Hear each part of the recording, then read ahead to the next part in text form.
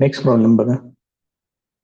In figure segment PA, QB, segment RC and SD are perpendicular to the line AD. इथं diagram मध्ये ते सरळ दिसत आहेत कोण कोण परपेंडिक्युलर आहेत, कुठं आहेत ते. हे बघा इथं PA, त्यानंतर QB, RC आणि SD. हे सगळे या AD ला परपेंडिक्युलर आहेत. बघा, मग एकाच लाईनला हे सगळेजण परपेंडिक्युलर असतील तर हे सगळे सेगमेंट परस्परांना पॅरलल असतील. ते आपल्याला लिहावं लागेल सुरुवातीला. त्याच्यानंतर त्यांनी व्हॅल्यूज दिलेल्या आहेत. AB दिलेला आहे, AB एवढंच डिस्टन्स आहे ते दिलेलं आहे 60. त्यानंतर BC सांगितलेलं आहे 70, CD सांगितलेलं आहे 80 आणि पूर्ण PS सांगितलंय त्यांनी. PS टोटल दिलेला आहे 280. आणि त्यांनी विचारलेलं आहे PQ, QR, RS, म्हणजे हे इकडले सगळे छोटे छोटे सेगमेंट्स सेपरेटली फाइंड आउट करा असं त्यांनी सांगितलेलं आहे. करूया सुरुवात, बघूया काय काय ते. मग हे पॅरलल आहेत म्हणून सांगा. त्यानंतर property of 3 parallel lines and their transversal वापरा. बघू मग पुढं काय काय करावं लागतं त्याच्यामध्ये.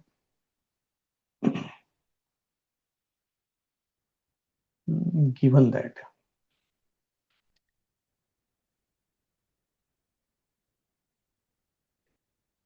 PA, QB, RC, SD are perpendicular to line AD. Therefore, PA parallel to QB, parallel to RC, parallel to SD. आता मला by property of 3 parallel lines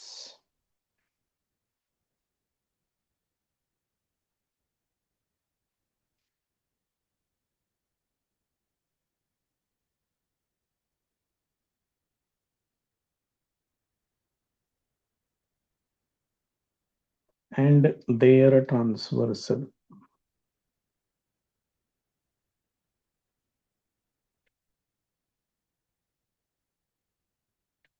याचा वापर करायचा आहे.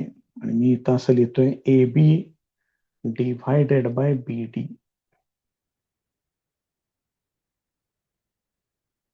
हे जर मी AB डिवायडेड बाय BD घेतलं तर इकडं मला काय घ्यावं लागेल, PQ डिवायडेड बाय QS हे असं घ्यावं लागेल.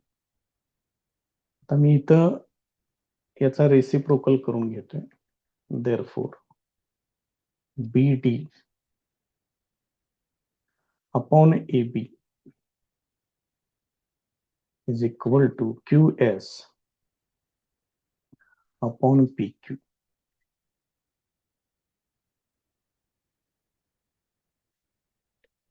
टेकिंग रेसिप्रोकल व्यस्त केलेला आहे त्याचा. आता याच्यामध्ये कॉम्पोनेंडो करून घेतोय. म्हणजे हे तर मी असं करून घेणार, AB plus BD divided by AB is equal to PQ plus QS divided by PQ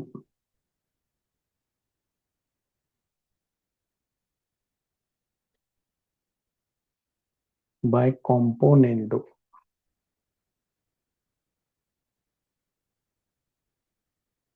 componendo वापरून या ठिकाणी करून घेतलेला आहे. आता AB प्लस BD डायग्राम मध्ये जरा बघूया.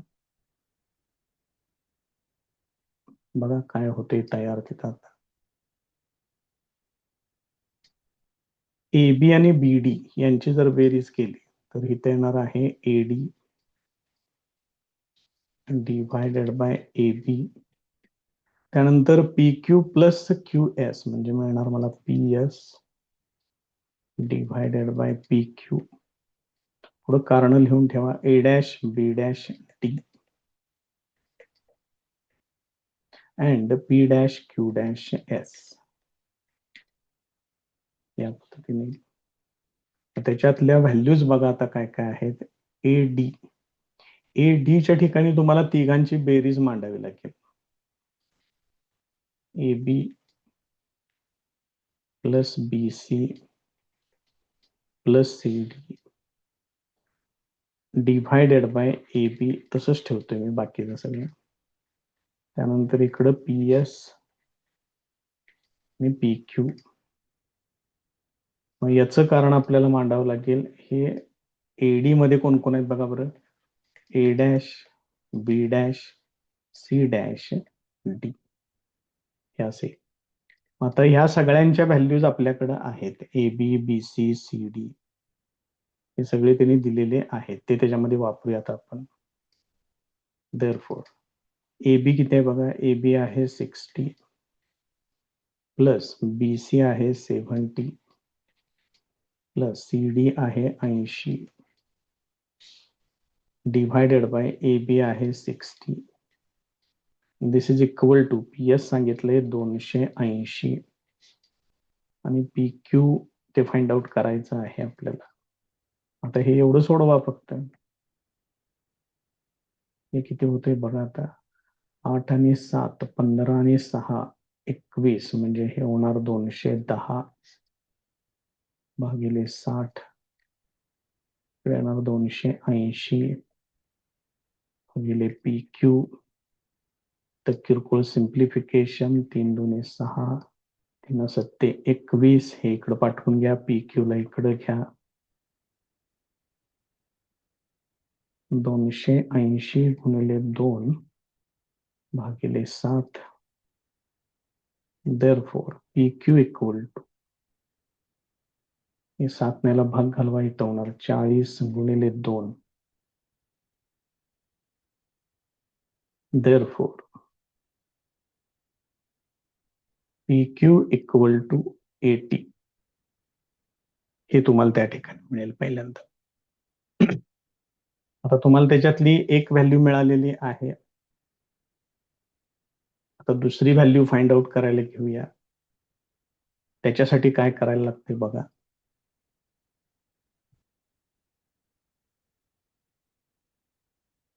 आता मी काय काय घेतलं. पी क्यू घेतलं. आता मी घेतोय P R P Q divided by Q R आणि A B divided by B C असं कन्सिडर करतोय. Now P Q upon Q R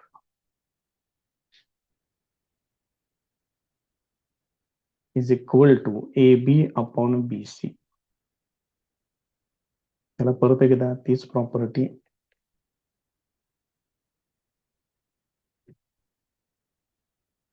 by property of three parallel lines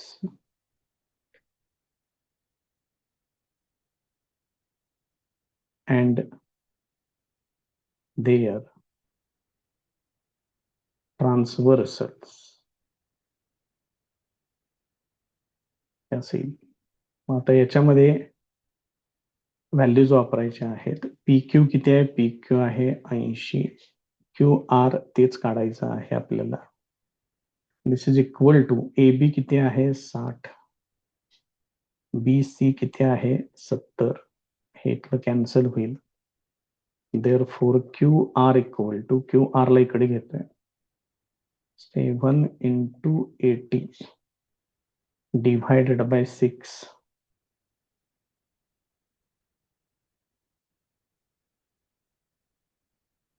आता हे एवढं सोडवा फक्त. बघा काय काय होतंय त्याचं. बहुतेक फ्रॅक्शन मध्ये येईल एवढंच.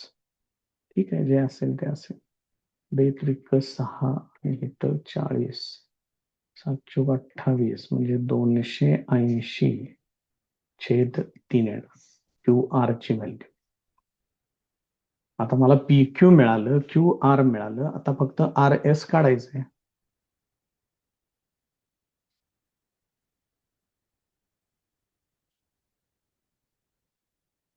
पी क्यू 80 आहे, क्यू आर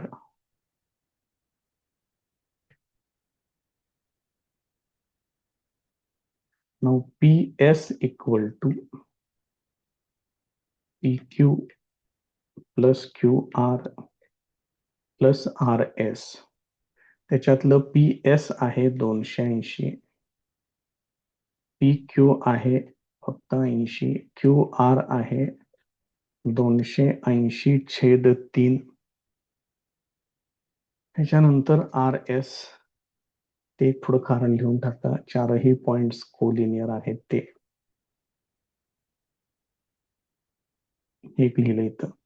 आता मला याच्यातून आर एस फाइंड आउट करायचा आहे. देअरफॉर आर एस इक्वल ह्या दोघांना पलीकडे पाठवा. 280 मायनस 80 मायनस 280/3. पहिलं दोन्ही इझिली वजाबाकी होईल. येणार 200 मायनस 280/3. याचं किती होणार? 3 याला मल्टिप्लाय करा, ते होणार 600. हे असेल. आता यांची वजाबाकी येते 320/3. हे झालं तुमचं आर एस. या पद्धतीनं तुम्हाला ते तीनही सेगमेंट्स तुम्हाला मिळतील. नेक्स्ट क्वेश्चन बघा. ऍक्टिव्हिटी आहे, एक्झाम्पल म्हणून तुम्ही तयार करून ठेवा. In triangle P Q R segment PM is a median. PM median आहे. याचा अर्थ क्यू एम आणि आर एम हे दोन्ही इक्वल असणार आहेत.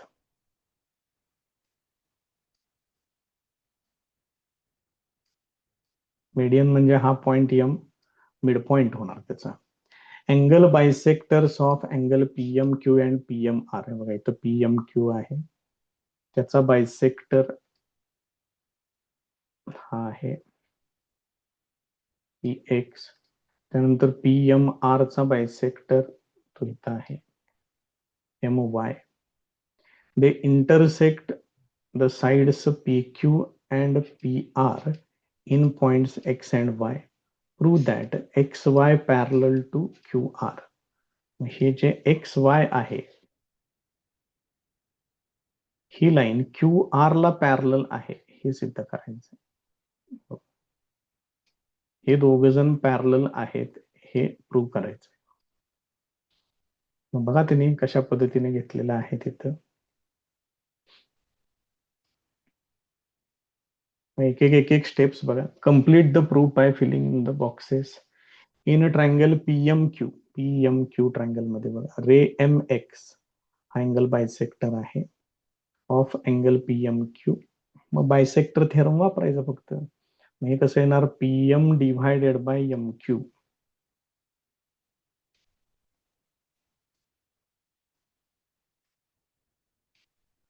PM divided by M Q घेतलं तर P X divided by X Q घ्यायचं. हे असेल.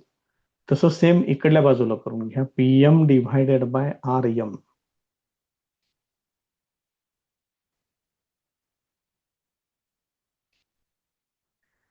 PM divided by R M घेतलं तर इकडे काय येणार? P Y divided by Y R असेल. ठीक आहे. पण याच्यामधलं क्यू एम आणि आर एम हे इक्वल आहेत कारण तो मिड पॉइंट आहे. याचा अर्थ या इक्वेशनचा डिनॉमिनेटर आणि या इक्वेशनचा डिनॉमिनेटर इक्वल आहेत. न्यूमरेटर ऑलरेडी इक्वल आहेत. म्हणजेच ह्या दोन्ही डाव्या बाजूच्या आहेत त्या इक्वल आहेत. इथे दिले बघा त्यांनी वाक्य.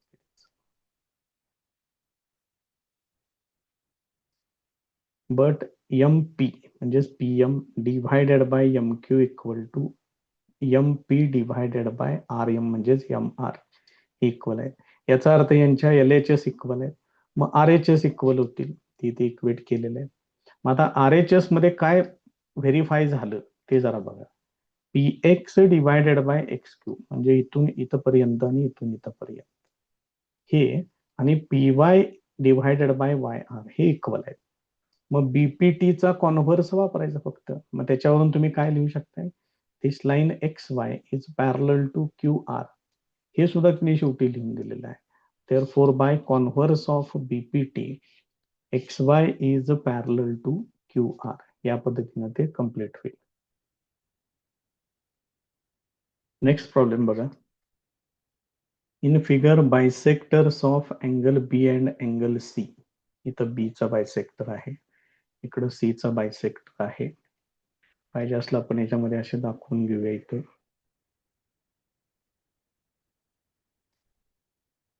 इथं सी चा बायसेक्टर आहे. They intersect each other at point X. ते दोघं पण एक्सच्या ठिकाणी इंटरसेक्ट करतात. Line A X intersect side B C in point Y. त्याच्यानंतर त्यांनी काय केलंय, ही जी लाईन ए एक्स आहे, ए आणि एक्स पॉइंट मिळाल्यानंतर ही पुढे वाढवलेलं आहे. ते पुढे जाऊन वाय ला इंटरसेक्ट करेल, वायच्या ठिकाणी बीसी ला इंटरसेक्ट करेल. ए बी सांगितलेलं आहे 5, ए सी सांगितलेलं आहे 4, बी सी इक्वल टू 6. त्रिकोणाच्या तिन्ही बाजू दिलेल्या आहेत आणि A X divided by X Y हे फाइंड आउट करा म्हटले. मग एक बायसेक्टर घ्या, अँगल बायसेक्टर थेरम वापरा, रेशो लिहा, बघूया पुढे काय काय होतंय ते. B x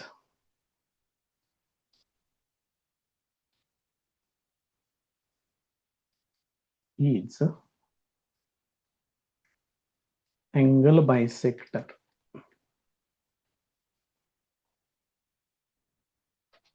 of angle ABC. Therefore, by angle bisector theorem,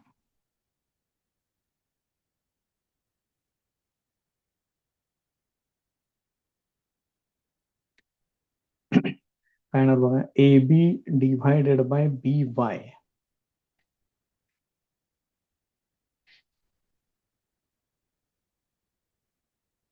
AB divided by BY is equal to AX upon XY. हे झालं equation number 1. Now ray CX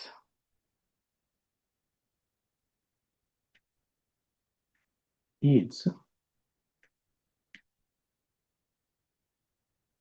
angle bisector of angle ACB. चा अँगल बायसेक्टर आहे. मग हे किती होणार, AC CA divided bye CB किंवा CA divided by CY घेऊया त्याला. CA डिव्हायडेड बाय CY याच त्रिकोणामध्ये होईल ते. CA divided by CY is equal to AX upon XY.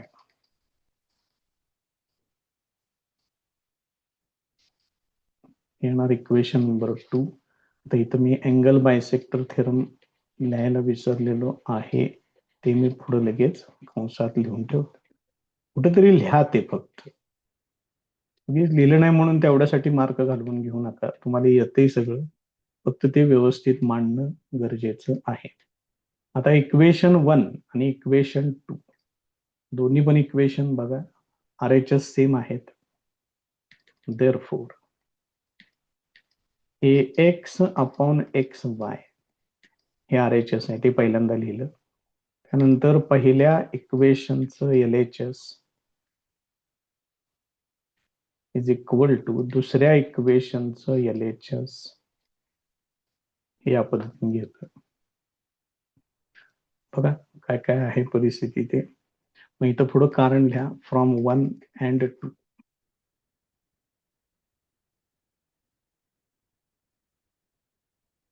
तर याच्यामध्ये आपल्याला त्यांनी विचारलेलं आहे AX अपॉन XY. मग AB अपॉन BY आहे, AC अपॉन CY आहे. बघा इथं आपल्याला त्यांनी व्हॅल्यूज देताना मात्र सगळ्या बाजू दिलेल्या आहेत, AB BC AC. मग ह्याला काय करतोय, याला थेरम ऑफ इक्वल रेशोज वापरतोय.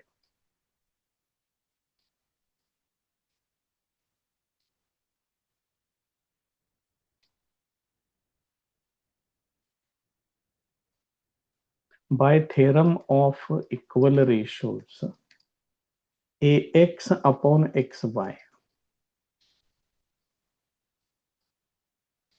is equal to, हे जे पुढचे रेशोज इक्वल आहेत त्याच्यामध्ये तुम्ही काय करू शकताय, अंशांवरती जे काही काम कराल ते सेम काम छेदांवरती करून घ्यायचं. अंशामध्ये मी काय केलेलं आहे, दोघांची बेरीज केली आहे, छेदांची पण बेरीज करून घ्या.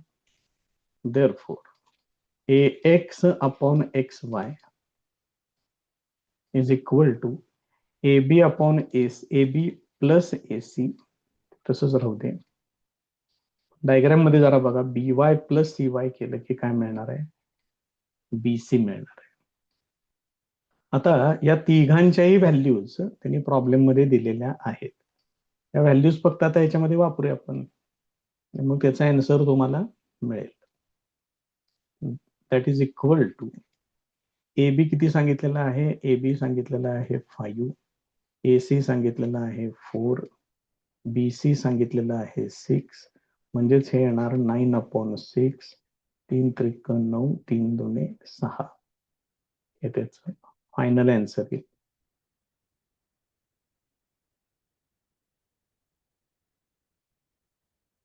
हे त्याचं फायनल आन्सर एवढे येईल. नेक्स्ट प्रॉब्लेम बघा. In quadrilateral ABCD, segment AD parallel to segment BC. AD parallel to BC हे दिलेलं आहे तिने. Diagonal AC and diagonal BD intersect each other in point P. हा diagonal आणि हा दुसरा diagonal हे एकमेकांना पॉइंट P मध्ये इंटरसेक्ट करतात असं दिलेलं आहे. देन शो दॅट, त्यांनी व्हेरीफाय करा म्हणून सांगितले. तर याच्यामध्ये बघा, हा अँगल अल्टरनेट अँगल्स तुम्ही कॉन्ग्रुएंट घेऊ शकताय. त्याच पद्धतीनं हे दोन अँगल्स पण घेऊ शकताय. आणि हे तर व्हर्टिकली अपोजिट आहेतच, अपोजिट अँगल्स असं तुम्ही म्हणू शकता. हे दोन ट्रँगल सिमिलर होतील, त्याच्यानंतर मग त्यांचे करेस्पॉन्डिंग साइड्स प्रपोर्शनेट दाखवा, फक्त काय त्याच्यामध्ये विशेष आहे.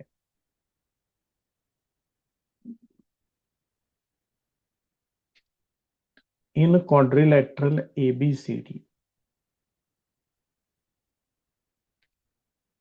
AD parallel to BC, AD आणि BC पॅरलल आहेत, त्यांची ट्रान्सव्हर्सल कन्सिडर करूया. AC and BD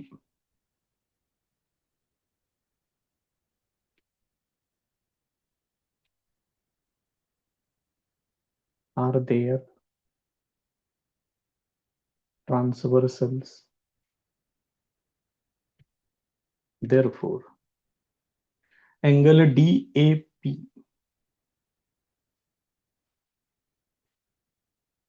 is congruent with, DAP घेतलं तुम्ही तर याच्याशी हा अँगल मला लिहायचा आहे, BCP लिहावं लागेल. आणखीन एक कुठली पेअर लिहू शकताय, अँगल ADP, ADP घेतलं याच्याशी हा इक्वल आहे CBP. या दोन्हीसाठी कारण लिहावं लागेल तुम्हाला, अल्टरनेट अँगल. ह्याला मी इक्वेशन नंबर 1 लिहितोय.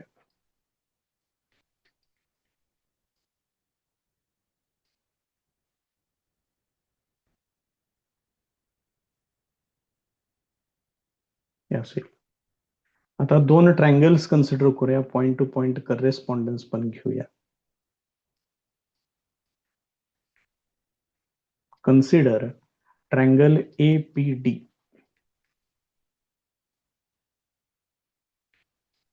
अँड ट्रँगल APD घेतला तुम्ही की CPB घ्यावा लागेल.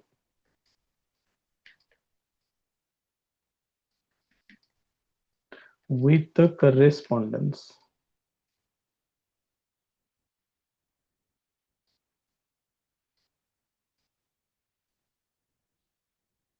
APD as to CPB. आता याच्यामध्ये हे जे दोन लिहिलेले आहेत पहिल्यांदा ते लिहू शकताय. अँगल एपीडी पण घेऊया त्याच्यामध्ये. अँगल डीएपी कॉन्ग्रियंट विथ, बघा बरं, डीएपी घेतला की बीसीपी येतोय, ते पण चेक करत चला. अँगल एडीपी घेतला की सीबीपी घ्यावं लागेल.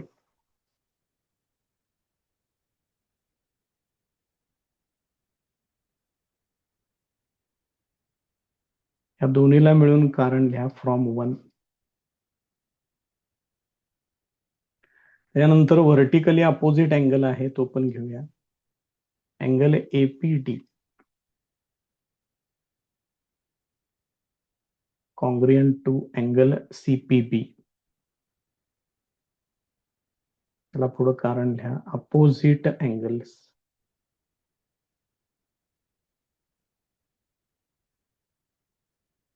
त्याच्यावरून तुम्ही हे दोन ट्रायंगल्स सिमिलर लिहू शकताय. Therefore triangle APD is similar to triangle CPB. कारण घ्या त्याचं, ए ए ए टेस्ट. मग आता यांच्या साइड्सचे रेशो लिहा, त्यांना जसे पाहिजेत तसे. बघा त्यांनी काय घेतलंय, ए पी घेतल्यानंतर इकडं सी पी येते.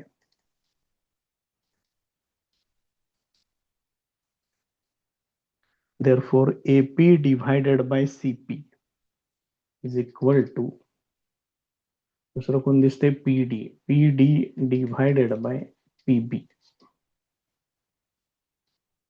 असेल.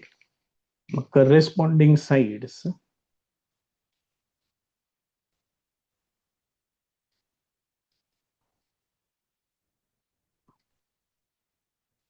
Of similar triangles.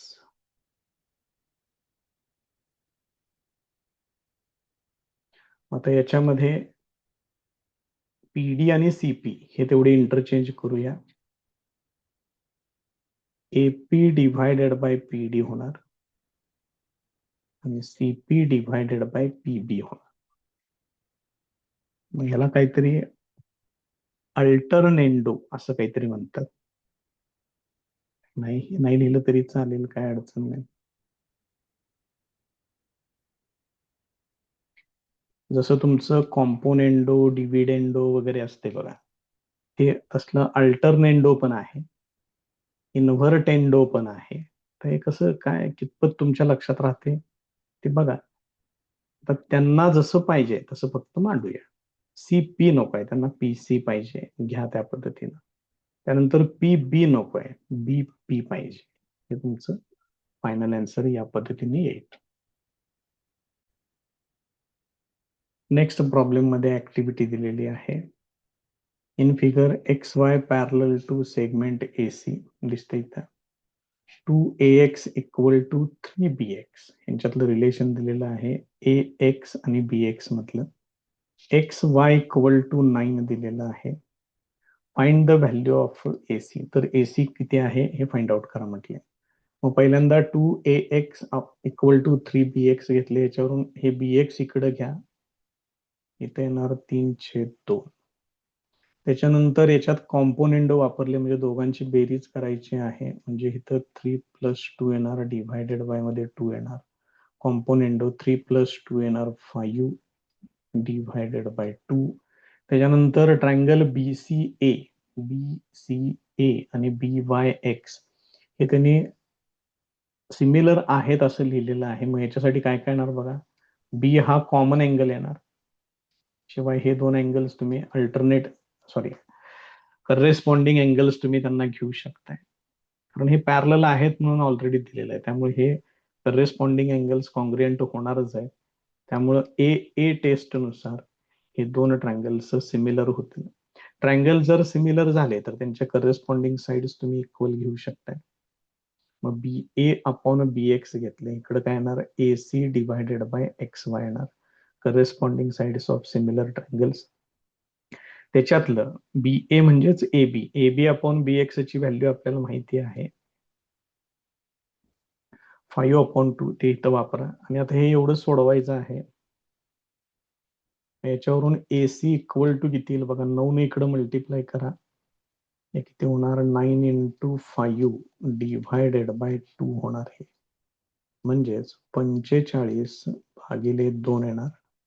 म्हणजेच हे येते 22.5. याची व्हॅल्यू येणार 22.5. हे त्याचं आन्सर आहे. नेक्स्ट प्रॉब्लेम बघा. In figure, the vertices of square DEFG are on the sides of triangle ABC, DEFG. Angle A equal to 90 degree, इथं 90 degree दिलेला आहे. Then prove that DE square equal to BD into EC. Hint पण दिलेलं आहे, तुम्ही बघून ठेवा. नंतर परीक्षेत काही हिंट वगैरे कोण देणार नाही, आपल्यालाच विचार करावा लागेल. सगळ्यात पहिल्यांदा हा स्क्वेअर आहे म्हणून सांगितलंय. जर हा स्क्वेअर असेल तर हे सगळे 90 डिग्री असणार आहेत. त्यामुळे इकडले पण अँगल GDB हा पण 90 असणार आहे, FEC हा पण 90 असणार आहे. शिवाय ह्या चारही बाजूंची लांबी सेम असणार आहे, म्हणजे या चारही बाजू इक्वल पण असणार आहेत. करूया सुरुवात त्या ठिकाणी. Quadrilateral DEFG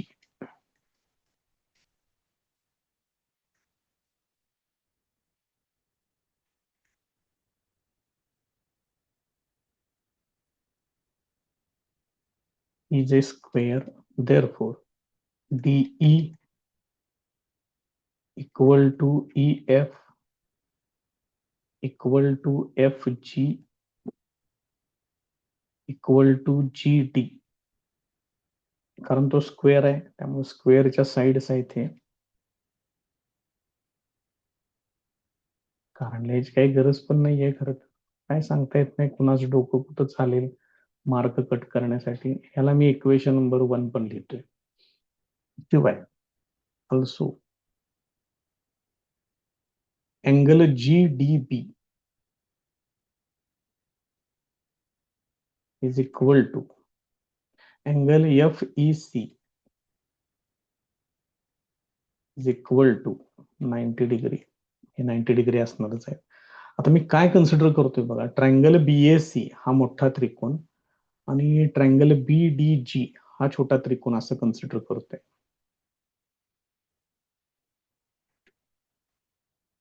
consider triangle BAC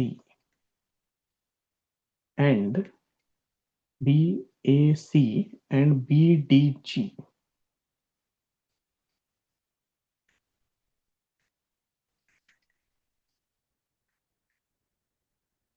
with the correspondence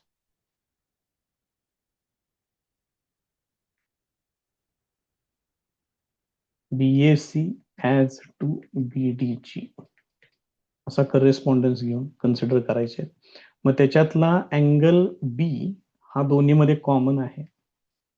angle ABC बघा, इथला ABC घेतला तर इकडे DBG घ्यावा लागेल. कॉंग्रियंट विथ अँगल DBG. याचं कारण लिहायचं आहे कॉमन अँगल. हा दोन्ही ट्रायंगल्स मधला कॉमन अँगल आहे. त्याच्यानंतर 90 डिग्रीचा एक आहे अँड अँगल BDG कुठला पहिला BAC आहे. Angle BAC is congruent with angle BDG. याचं कारण आहे each of 90 डिग्री. त्यामुळे हे दोन ट्रायंगल सिमिलर होतील. therefore triangle BAC is similar to triangle BDG. हे होणार तुमचं इक्वेशन नंबर 2. याला कारण लिहा पुढं AA टेस्ट म्हणून.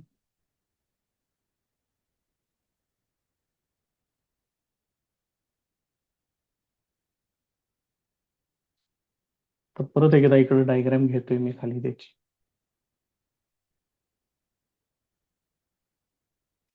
आता पुढचे दोन त्रिकोण मला कन्सिडर करायचे आहेत. ते कुठले घ्यायचे आहेत बघा, इथं 90 डिग्री आहे, तर हा घ्यायचा आहे मला FEC. इकडे घेताना BAC असा घ्यावा लागेल मला.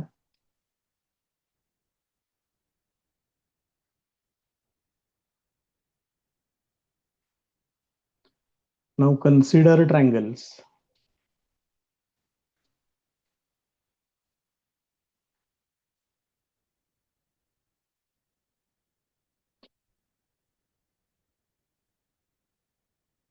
Triangle BAC and triangle FEC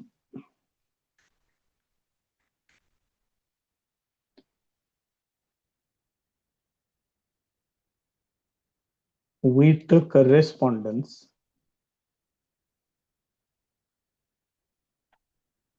BAC as to FEC. आता याच्यामध्ये बघा, अँगल सी आहे तो कॉमन आहे. मग angle BCA is congruent with BCA FCE.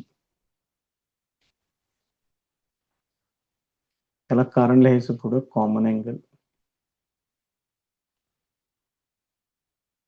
दोन्ही ट्रायंगल मध्ये हा कॉमन आहे. शिवाय आता 90 डिग्रीचा बघा कोण आहे, angle BAC is equal to angle BAC घेतला की इथं कुठे आहे BAC, तर FEC. अँगल FEC इथं कॉन्ग्रुएंट लिहितोय, पुढे कंसामध्ये लिहितोय इच ऑफ 90 डिग्री. मगाशी जशी सिद्धता लिहिलेली आहे सेम त्या पद्धतीनं, फक्त ट्रायंगल मध्ये चेंजेस आहेत. Therefore triangle BAC is similar to triangle FEC. मला इक्वेशन नंबर किती झालेत बघा, वरती इक्वेशन्स 2 झालेले आहेत. आता इक्वेशन नंबर 3 येणार याचं कारण लिहा पुढं. ए टेस्ट. मग जरा बघा 2 मध्ये काय लिहिलंय, BAC आणि BDG कॉन्ग्रुएंट लिहिलंय, सिमिलर लिहिलेले आहेत. 3 मध्ये लिहिलंय BAC आणि FEC सिमिलर लिहिलेले आहेत. Therefore triangle BDG is similar to triangle FEC. पुढे कारण लिहा फ्रॉम 2 and 3 हे असे. आता त्यांनी जे प्रूव्ह दॅट विचारले, जरा त्याच्याकडे लक्ष ठेवूया. आता त्याला जरा घेतोय, त्याच्यातल्या कुठल्या कुठल्या बाजू पाहिजे आहेत ते बघूया, आणि त्या पद्धतीने आता कुठल्या साइड्स आपल्याला घ्याव्या लागतायत ते जरा बघू. आता याच्यामध्ये काय काय दिसतंय बघा. फायनल मध्ये BD आहे, मग BD घेतलं की तुम्हाला EC घ्यावं लागेल. therefore BD upon EC is equal to, अजून कोण दिसतंय त्याच्यामध्ये, DE आहे. त्याच्यानंतर BDEC झालं, DE स्क्वेअर दिसते. मग DE पण तयार होते का, नाही होत तयार. DG घेऊया. DG घेतलं तर तुम्हाला CE घ्यावं लागेल. इथं FE पाहिजे, कारण BD ला करेस्पॉन्डिंग साइड कुठली आहे बघा बरं. BD घेतलं की FE येते. आता BD झालं, त्याच्याबरोबर FE येणारच आहे, त्यात काही प्रश्नच नाही. आता EC घ्यायचं असेल तर मला इथं DG घ्यावं लागेल. DG upon EC. मग याच्यामध्ये 2 बाजू होत्या बघा, त्यांनी मदत केली आपल्याला BD आणि EC. ते दोघ जण आले पाहिजेत, एवढं फक्त लक्षात ठेवायचं त्याच्यात. मग आता यांचं प्रोडक्ट करून घेत, कारण लिहूया पहिल्यांदा काय आहे ते. Corresponding sides